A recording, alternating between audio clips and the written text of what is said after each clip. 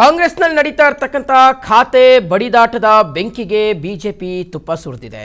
ಖಾತೆ ಬಡಿದಾಟಕ್ಕೂ ಕಸದಿಂದ ವಿದ್ಯುತ್ ಉತ್ಪಾದನೆ ಯೋಜನೆಗೂ ಲಿಂಕ್ ಮಾಡಿ ಕಾಲೆಳೆಯುವ ಪ್ರಯತ್ನವನ್ನ ಬಿಜೆಪಿ ಮಾಡಿದೆ.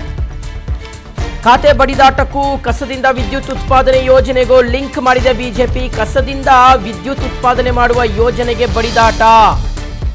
ಬೆಂಗಳೂರಿನಲ್ಲಿ ವಿಪಕ್ಷ ನಾಯಕ ಅಶೋಕ್ ಅವರು ವ್ಯಂಗ್ಯಭರಿತವಾಗಿ ಅದನ್ನ ಹೇಳಿದ್ದಾರೆ. ಈ ಯೋಜನೆಗಾಗಿಯೇ ಬೆಂಗಳೂರು ಅಭಿವೃದ್ಧಿ ಖಾತೆಗೆ ಬಡಿದಾಟ ನಡೀತಾ ಇದೆ. ಇದು ಇಸ್ರೇಲ್ ಮತ್ತು ಜರ್ಮನಿಯವರು ನೀಡಿದಂತಹ ಯೋಜನೆ. ಇದರಿಂದ ಲೂಟಿ ಹೊಡೆಯಲು ಖಾತೆಗೋಸ್ಕರ ಜಗಳ ಮಾಡ್ಕೊತಾ ಇದ್ದಾರೆ. ಇದರಲ್ಲಿ 10,000 ಕೋಟಿಗಳ ಹಗರಣ ನಡೆದಿದೆ ಅಂತ ಅಶೋಕ್ ಅವರು ಆರೋಪ ಮಾಡಿದ್ದಾರೆ. ತಕ್ಷಣ ಈ ಟೆಂಡರ್ ಅನ್ನ ಕ್ಯಾನ್ಸಲ್ ಮಾಡಬೇಕು ಅಂತ ಅಶೋಕ್ ಆಗ್ರಹಿಸಿದ್ದಾರೆ.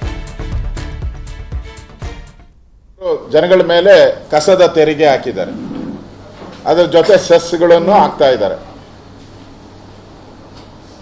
ಮತ್ತೆ ಈಗ ಕೊಡ್ತಾ ಇರೋ ಬಲಾಢ್ಯ ಕಂಪನಿಗಳು, ಮೊದಲೆಲ್ಲ ಇಲ್ಲಿ ಕಸ ಗುಡಿಸ್ತಾ ಇದ್ದವರು, ಟಿಪ್ಪರ್ ತೆಗಿತಾ ಇದ್ದವರು, ತಗೊಂಡೋಗಿ ಸಾಗಾಣಿಕೆ ಮಾಡ್ತಾ ಇದ್ದವರು, ಅಲ್ಲಿ ನಡೆಸ್ತಾ ಇದ್ದವರು, ಸಂಸ್ಕರಣೆ ಮಾಡ್ತಾ ಇದ್ದವರು ಎಲ್ಲ ಕರ್ನಾಟಕದವರು, ಆಲ್ಮೋಸ್ಟ್ ಆಲ್ ಕರ್ನಾಟಕದವರು.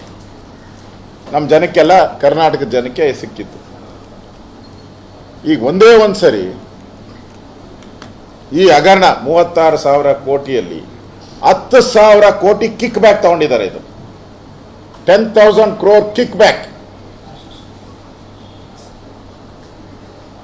ತಗೊಂಡಿರೋ ಅಂತ ದೊಡ್ಡ ಹಗರಣ ಇದು. ಯಾವ ಮನೆ ಆಳನೂ ಕೂಡ ಬುದ್ಧಿ ಇರೋನು, ಜ್ಞಾನ ಇರೋನು, ಅವ್ರ ಸರ್ಕಾರದ ಅವಧಿ ಏನಿರ್ತದೆ ಅಲ್ಲಿಗೆ ಟೆಂಡರ್ ಮಾಡ್ತಾನೆ. ಪ್ರತಿ ವರ್ಷ ಕಾರ್ಪೊರೇಷನಲ್ಲಿ ಏನು ಟೆಂಡರ್ ಮಾಡ್ತಾ ಇದ್ರು, 1 ವರ್ಷಕ್ಕೆ ಟೆಂಡರ್ ಮಾಡ್ತಾ ಇದ್ರು. ಅಮ್ಮಮ್ಮ ಅಂದ್ರೆ 2 ವರ್ಷ, 2 years. ಇವ್ರೇನ್ ಮಾಡಿದ್ದಾರೆ, 30 ವರ್ಷದ ಟೆಂಡರ್, ಮುಂದಿನ 30 ಒಂದು ಜನರೇಷನ್.